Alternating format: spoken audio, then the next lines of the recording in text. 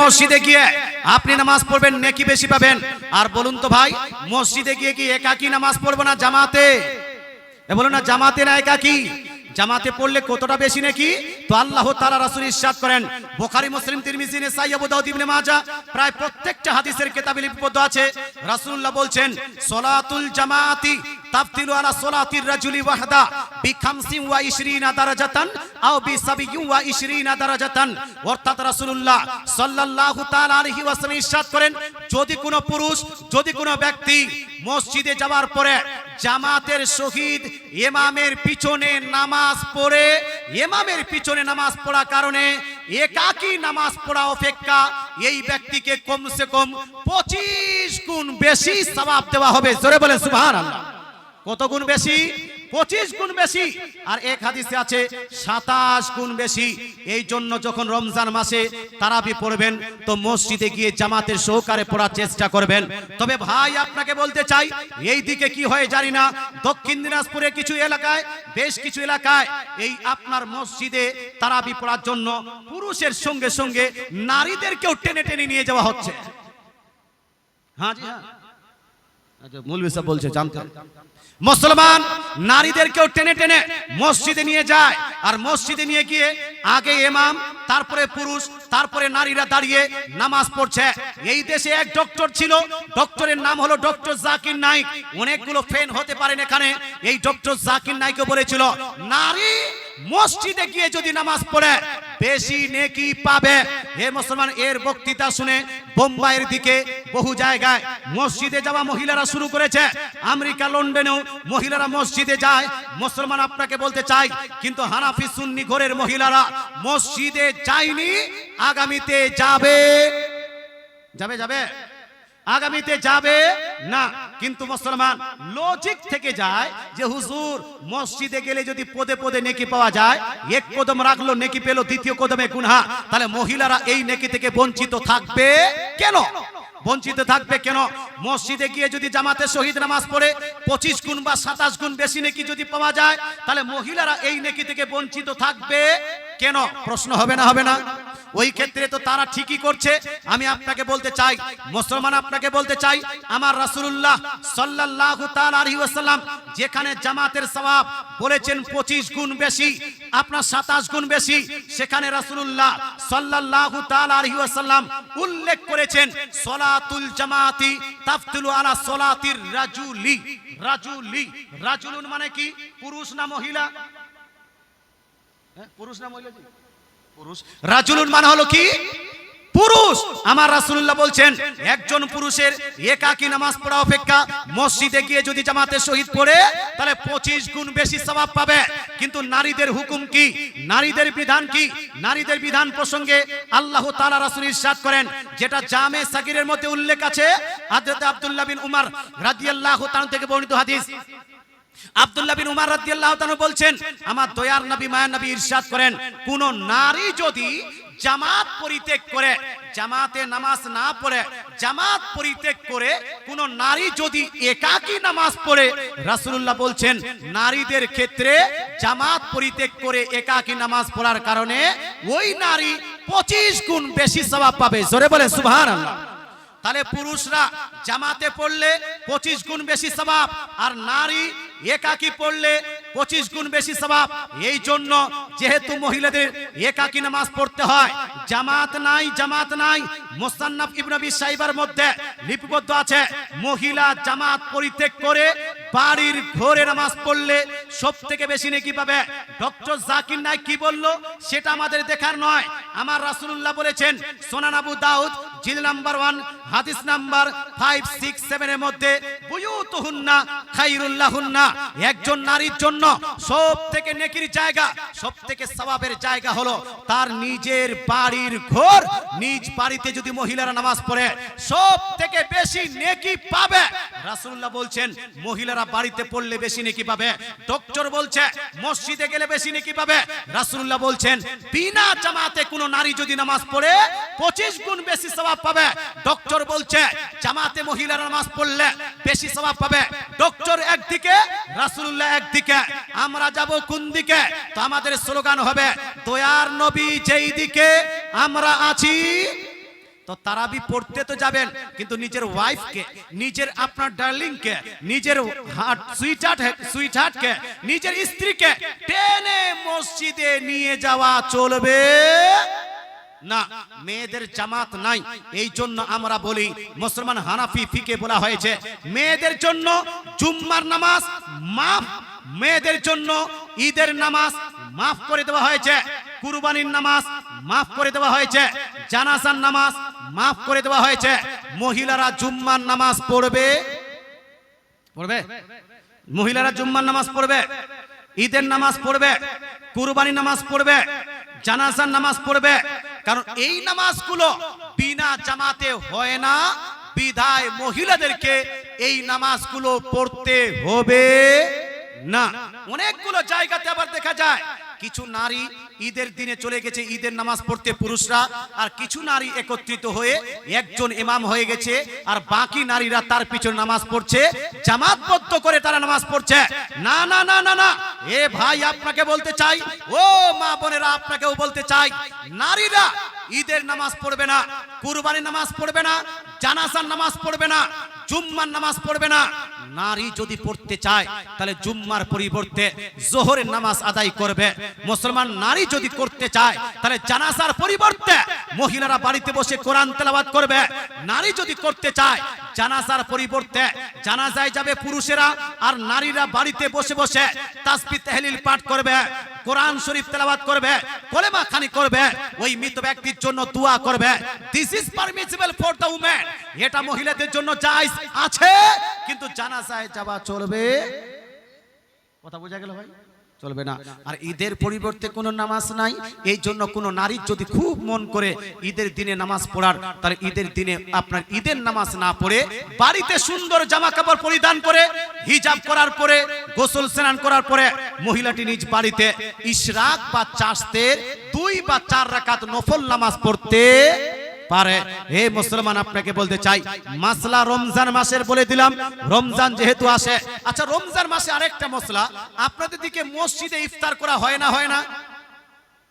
হয় না? হয় না? এটা চলবে না, চলবে না, একটু বললে আপনারা রাগ করবেন? হ্যাঁ বলুন, করবেন? অনেকগুলো মানুষ রমজান মাসে রোজা রেখেছে আর ইফতারের সময় থালি নিয়ে মসজিদে উপস্থিত, যে আজকে অমুক হাজী সাহেবের ইফতার আছে, দুধ কেলা খাওয়া যাবে, মিষ্টি খাওয়া যাবে, আপেল পাওয়া যাবে, বাড়িতে তো পাওয়া যাবে না, চলে যাই মসজিদে, চলে যাই, আছে না নাই? এইদিকে নয়, হয় না, এদিকে হয়। তো এটা চলবে না, চলবে না বলবো না? রাগ করছেন ভাই? যারা যারা বলছেন অনুমতি থাকলে অনেকগুলো জায়গাতে আবার ঝামেলা হয়ে যায়। কেন বলবে মুফতি সাহেব? মুফতির থেকে পাবলিকে বেশি পণ্ডিত। হ্যাঁ, আরে কি বলতে হবে না বলতে হবে একজন মুফতির থেকে আপনারা ভালো জানেন, জানেন না? কিন্তু ঝামলা লাগিয়ে দিয়ে কিছু জায়গায়। তো আপনারা কি ঝামলা লাগাবেন না শুনবেন? শুনবেন তো? যারা যারা শুনবেন হাত তুলে বলুন ইয়া রাসূলুল্লাহ।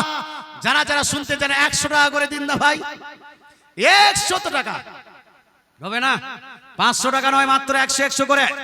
মাদ্রাসার জালসা, মাদ্রাসার উন্নতি করবে জালসা, যেটা টাকা এখানে পড়বে এই টাকা মাদ্রাসার কাজে লাগবে। মাজারে দান করলে ততটা নাকি হয় না যতটা আপনার মাদ্রাসা দান করলে নাকি হয়। একজন ভাই 100 হয়ে গেছে, আরেকজন ভাই নজরুল ইসলাম 200 টাকা, আরেকজন দাদু দিয়েছেন 100, আরেকজন যুবক ভাই দিয়েছেন 100, হয়ে গেল 5টা।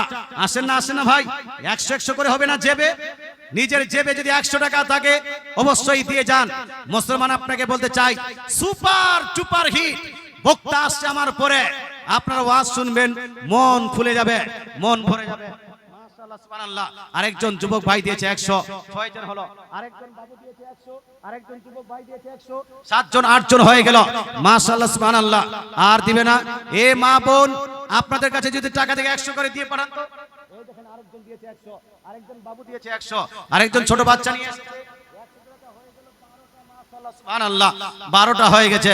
15টা করেন না, 15টা করেন। আরেকজন যুবক ভাই দিল 100 টাকা, 13টা হয়ে গেছে। মাশাআল্লাহ, 100 করে একবার দরুদ শরীফ পড়ি, আর এর মধ্যে আপনারা দিন 100 করে আল্লাহুম্মা।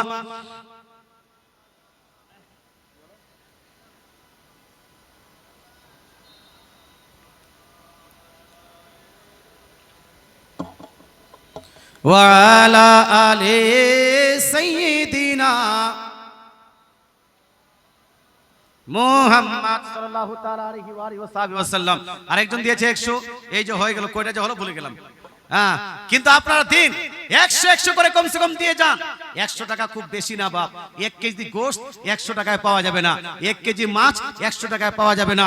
100 টাকা নিয়ে যদি বাজার করতে যান, আপনার বাজার ফুলফিল হবে না। আপনি যদি হাটে যান, হাটে ফুলফিল হবে না। তাই 100 টাকা চেয়েছি মাত্র। এই যে আপনার দাদা যান, আপনার চলে এসেছে 100 টাকা নিয়ে। তবে ভাই, দাদা, মুসলমান, আপনাকে একটা 100 টাকার বদলে একটা মশলা বলছি, শুনবেন ভালো করে। হ্যাঁ, গিয়ে বসেন। মশলাটা হলো এই, ছেলেদের জন্য আংটি পরা জায়েজ না না জায়েজ? বলুন না, বলুন না, জায়েজ না না জায়েজ? ছেলেদের জন্য আংটি পরা জায়েজও আছে, আবার না জায়েজও আছে। যদি লোহা তামার আংটি হয় জায়েজ হবে না, যদি পিতলের আংটি হয় জায়েজ হবে না, যদি অষ্টধাতুর আংটি হয় জায়েজ হবে না, যদি হাটের আংটি হয়। এই যে আপনারা দিয়েছেন 1 2 3 4 5, মাশাআল্লাহ 500 টাকা। আরেকজন যুবক দিয়েছে আপনার 60 টাকা, আরেকজন যুবক দিয়েছে 100 টাকা। মাশাআল্লাহ, সুবহানাল্লাহ। এরকম দিয়ে যান না, 100 করে দিয়ে যান। মানুষ দেখেন মশলা শুনলে পালিয়ে যাচ্ছে কেন? বসে যান না, ফ্রিতে মশলা পাচ্ছে তো চলে যাচ্ছে। আরে টাকা যদি না থাকে চলুন শুনে যান, নাকি ভাই? শুনে যেতে হবে। জালসা করেছে তো বলো আর চলে গেলে হবে? শুনে যান। এক রাত্রিতে যতক্ষণ পর্যন্ত এখানে বসবেন, আল্লাহ তাআলা রাসূল ইরশাদ করেন সূরা তিরমিজি জিলদ নাম্বার 2 পেজ নাম্বার 173 এর মধ্যে, যতক্ষণ পর্যন্ত বান্দারা এই জালসাতে বসে থাকবে, আল্লাহ তাআলা স্পেশাল ফেরেশতাদেরকে প্রেরণ করে সেই বান্দাদের প্রতি রহমতের বৃষ্টি বর্ষণ করবেন। জোরে বলেন সুবহানাল্লাহ। তো যতক্ষণ এখানে থাকবেন, রহমতের বৃষ্টিতে থাকবেন। বাড়ি গেলে এই মোবাইল দেখবেন, ফেসবুক, ইসবুক, তখন আপনার গুনাহ হবে। ভাই, এখানে বসে থাকেন, কিছুক্ষণ আলোচনা শুনুন।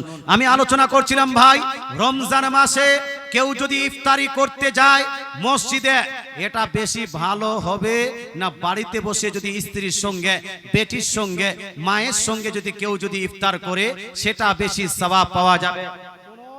হাজী সাহেব ইফতারি দিবে, গাজী সাহেব ইফতারি দিবে। প্রথমত তো হলো এই মসজিদের ধারণা মানুষের আছে, মসজিদে ইফতার করলে নেকি বেশি হয়। কিন্তু না রে ভাই, না। আপনি ভাবুন, আপনার বাড়িতে যদি ইফতার করেন, মা সঙ্গে আছে, স্ত্রী আছে, বেটি আছে, বেটা আছে, বাপ আছে। একটা বেটি যখন বয়স হয়ে যায় 6-7 বছর, ওই বেটিটা বলে আব্বা আমি রোজা রাখবো, বলে না? বলে না?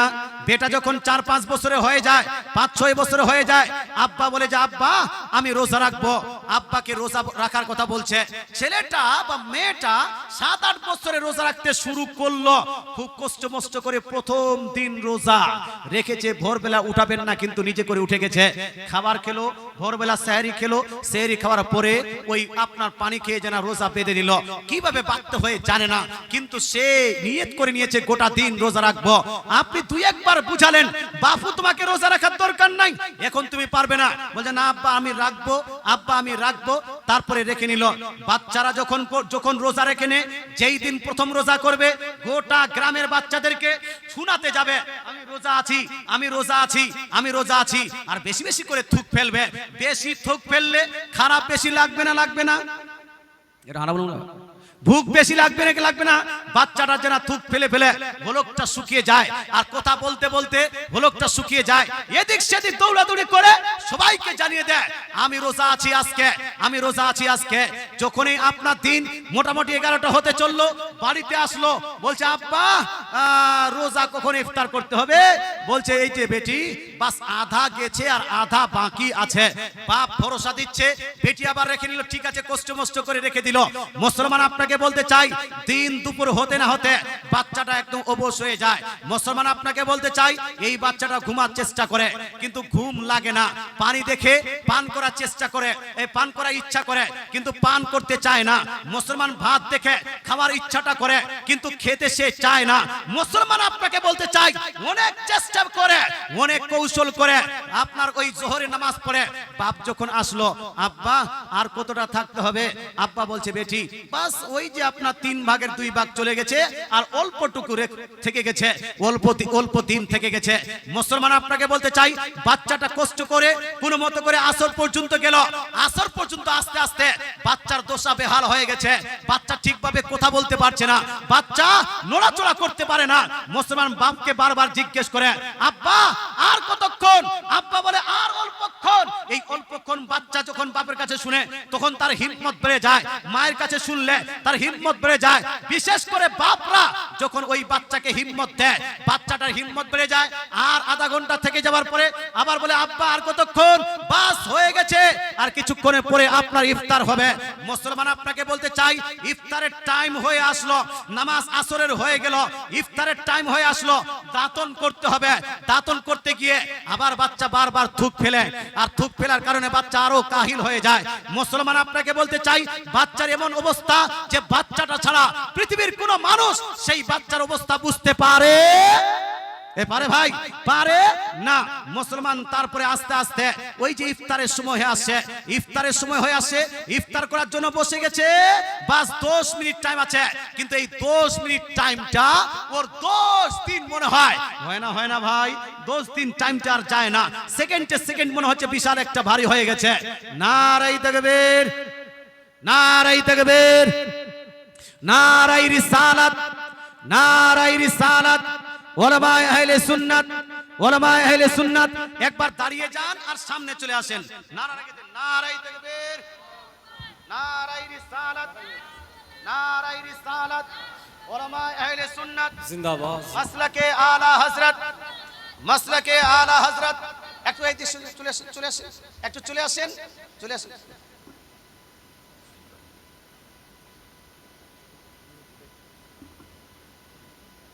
बैठ जाइए, बसे जान।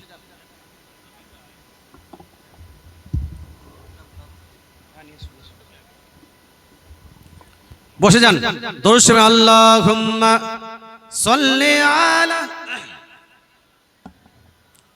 मौलाना मुहम्मद व अला आले सय्यिदिना সাল্লাল্লাহু তাআলা আলাইহি ওয়া আলিহি ওয়াসাল্লাম। আমি আলোচনা করছিলাম একজন বাচ্চার 10 মিনিটটা মনে হয় 10 দিনের মতো হয়ে যায়। বাচ্চার বাবা যদি তাকে সান্ত্বনা দেয় তাহলে আস্তে আস্তে ও রোজাটার ইফতার করা পর্যন্ত সবর করে নেয়। কিন্তু মুসলমান ওই 10 মিনিট টাইমে যদি আপনি বাচ্চাটাকে ছেড়ে ওই থালি নিয়ে যদি মসজিদে পৌঁছে যান, বলুন তো বাচ্চার আরো কষ্ট হবে না? হবে না? বলুন না, হবে না? ওই ছেলেটা, ওই লোকটা যদি মাকে সঙ্গে নিয়ে, বাপকে সঙ্গে নিয়ে, বেটিকে সঙ্গে নিয়ে, ছেলেকে সঙ্গে নিয়ে নিজের বাড়িতেই ইফতার করত, তাহলে সওয়াবটা বেশি হতো না ভাই? একটু হানা বলুন না ভাই। তো এই যে ধারণা মসজিদে গিয়ে ইফতার করলে বেশি সওয়াব পাবে, এই ধারণাটা কিন্তু আপনার উচিত হয় না। 2 নাম্বার, মসজিদের ভিতরে বসে ইফতার করা যে আমাদের এলাকায় সিস্টেম, এই সিস্টেমটা করার কারণে বহু জায়গাতে মসজিদে চিৎকার করা হয়, মুড়ি পাইনি, এই আমাকে মুড়ি দাও, আমি মুড়ি পাইনি, আমি ডাল পাইনি, আমি কালাই পাইনি, ইত্যাদি করে চিৎকার করে মসজিদে চেঁচামেচি করা যাবে? বলুন না, যাবে? মসজিদে চিৎকার করা যাবে না। অনেকগুলো মানুষ মসজিদে ইফতার করতে গিয়ে নোংরা করে দিচ্ছে, মসজিদকে নোংরা করা যাবে না। তাই উত্তম হলো এই নিজ বাড়িতে নিজ পরিবারের সঙ্গে ইফতার করেন। হ্যাঁ, যদি কেউ মিলাদ করে, ফাতিহা করে ইফতারের দাওয়াত দেয়, সেখানে গিয়ে ইফতার করবেন, নো প্রবলেম। বাড়িতে সুন্দরভাবে ইফতার করবেন। আল্লাহ তাআলা বুঝার তৌফিক দান করুক, আমল করার তৌফিক দান করুক, বলেন আমিন। আমার বেশিক্ষণ আর সময় নেই, আর মাত্র 10 মিনিট টাইম আছে। এই 10 মিনিটের মধ্যে আমি 3টি মাস, শাওয়াল মাস, রমজান মাস, আর একটা হলো শাবান মাস, যেই মাসটা অতিবাহিত করছে এটা মাসের নাম কি? শাবান মাস। শাবান মাসে 2-1টা হাদিস পড়ে শাবান মাসের ফজিলত বর্ণনা করে আমি আমার বক্তৃতা সমাপ্ত করব। মুসলমান, শাবান মাসকে এতটা গুরুত্ব দেওয়া হয়েছে। তিরমিজি শরীফের হাদিস, আম্মা জান আয়েশা সিদ্দিকা রাদিয়াল্লাহু তাআলা আনহা ইরশাদ করেন নবীজি সাল্লাল্লাহু তাআলা আলাইহি ওয়াসাল্লাম রমজান শরীফের পরে সব থেকে বেশি রোজা পালন করতেন এই শাবান মাসে। জোরে বলেন সুবহানাল্লাহ। কোন মাসে ভাই? শাবান মাসে। আম্মা জান আয়েশা সিদ্দিকা রাদিয়াল্লাহু তাআলা আনহা ইরশাদ করেন কোন সময় এমনটা হতো যে রাসূলুল্লাহ সাল্লাল্লাহু আলাইহি ওয়াসাল্লাম কিছুদিন বাদ দিয়ে গোটা শাবানে রোজা রাখতেন, আবার কোন বছর গোটা শাবান মাসে রোজা রাখতেন। শাবান মাসকে রমজান মাসের সঙ্গে জড়িত করতেন। এই জন্য শাবান মাসে রোজা রাখা অনেক ফজিলত আছে। আচ্ছা, রাসূলুল্লাহ সাল্লাল্লাহু আলাইহি ওয়াসাল্লামকে জিজ্ঞেস করা হলো, ইয়া রাসূলুল্লাহ হাবিবাল্লাহ, আপনাকে দেখা যায় অন্য মাসের থেকে আপনি শাবান মাসে এই হালুয়া রুটির মাসে আপনি বেশি রোজা রাখেন, তো রোজা রাখেন কেন? তার কারণটা কি? তো আমার রাসূলুল্লাহ সাল্লাল্লাহু তাআলা আলাইহি ওয়াসাল্লাম ইরশাদ করেন, নবীজি ইরশাদ করেছেন, উত্তর দিয়েছেন দুইটা। এক, রাসূলুল্লাহ সাল্লাল্লাহু তাআলা আলাইহি ওয়াসাল্লাম ইরশাদ করেন, যেটা বাইহাকি শরীফের মধ্যে হাদিস, নবীজি বলছেন যে শাবান মাসে আল্লাহ তাআলা এক বছরের মধ্যে যতগুলো মানুষ জন্মগ্রহণ করবে তার লিস্ট তৈরি করা হয় এই শাবান মাসে। আর যতগুলো মানুষ নারায়ে তাকবীর, নারায়ে তাকবীর, নারায়ে রিসালাত, নারায়ে রিসালাত, আল্লামা মাওলানা মুফতি আব্দুল আজিজ কালিমি সাহেব, আল্লামা মাওলানা মুফতি আব্দুল আজিজ কালিমি সাহেব, নারায়ে তাকবীর, নারায়ে রিসালাত। মাশাআল্লাহ, সুবহানাল্লাহ। আমার পরবর্তী বক্তা তিনিও উপস্থিত হয়ে গেছেন। বাস আমি দু চারটা কথা বলে আমার বক্তৃতা সমাপ্ত করি। একবার দরুদ শরীফ আল্লাহুম্মা।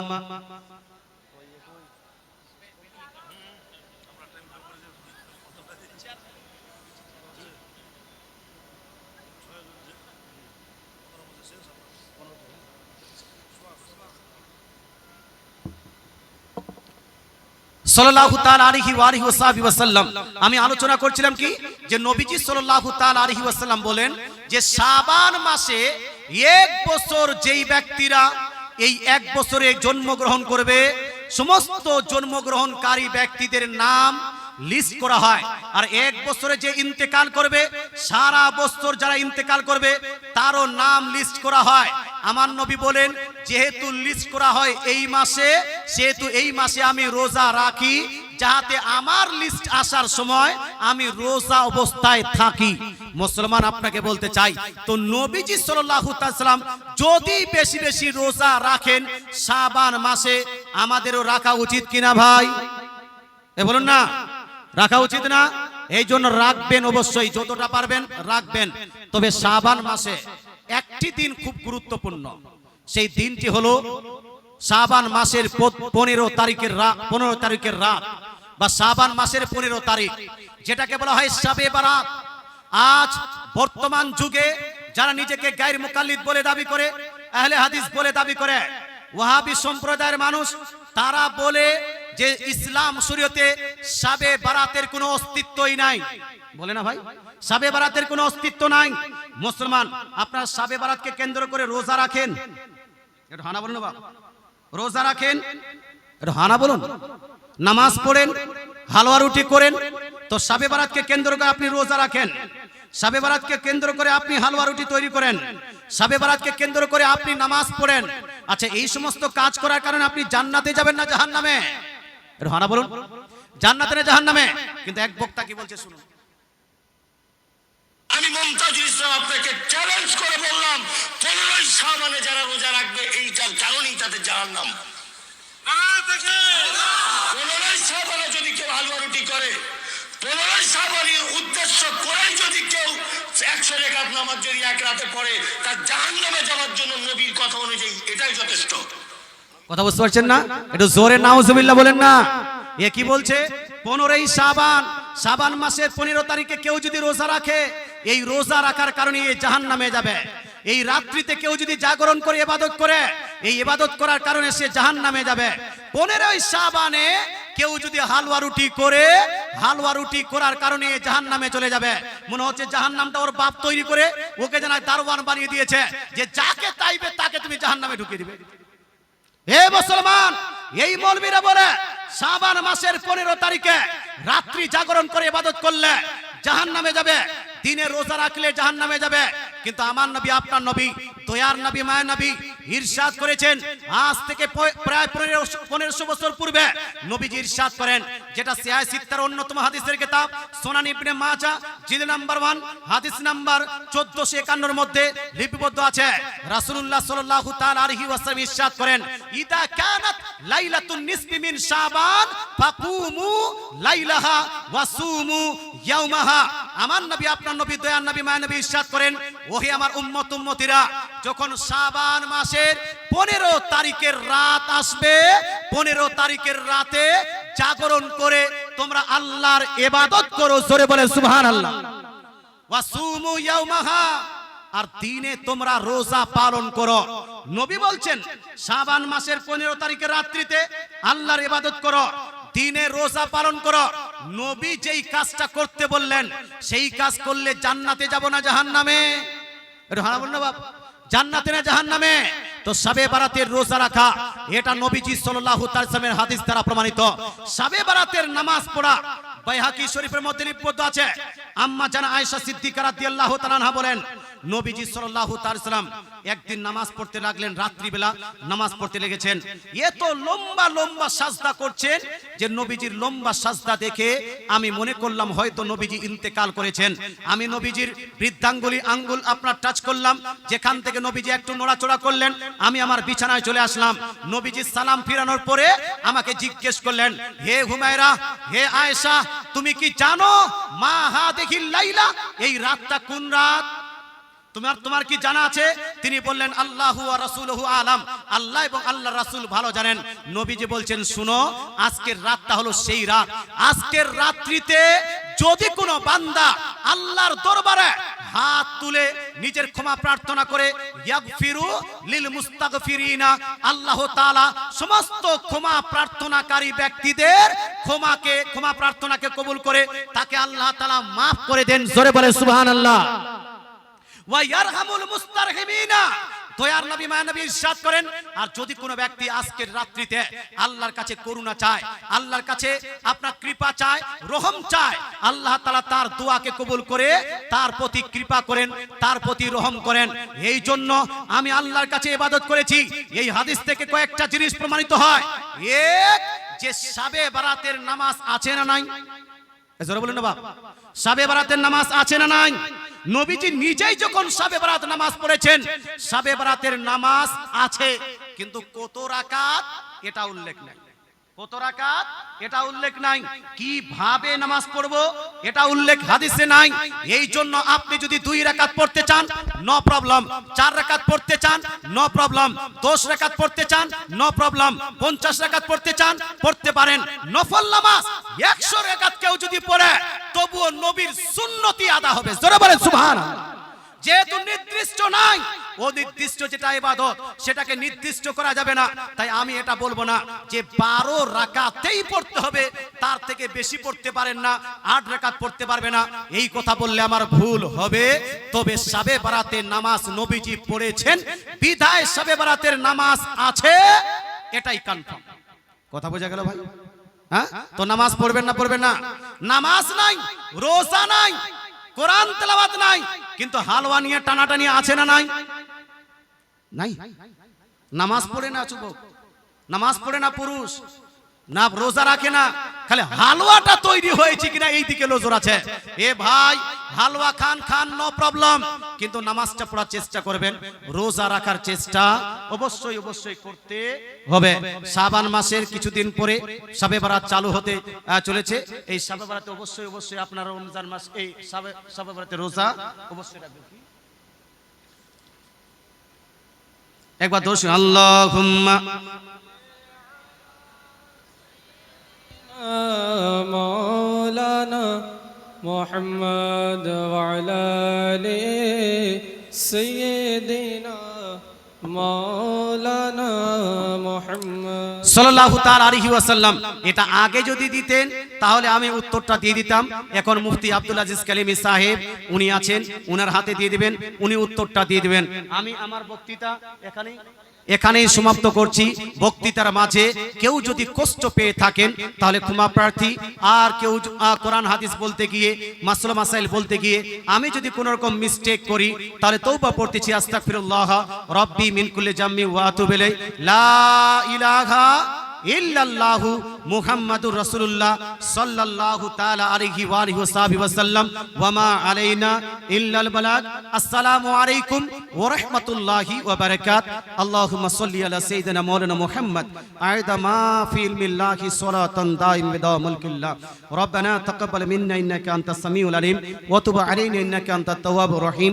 ওয়া সাল্লাল্লাহু তাআলা আলা খায়রি খালকিহি মুহাম্মাদিন ওয়া আলিহি ওয়া আসহাবিহি আজমাইন বিরহমাতিকা ইয়া আরহামার রাহিমিন বিহাক্কি লা ইলাহা ইল্লাল্লাহু মুহাম্মাদুর রাসূলুল্লাহ সাল্লাল্লাহু তাআলা আলাইহি ওয়া আলিহি ওয়া সাহবিহি ওয়া সাল্লাম।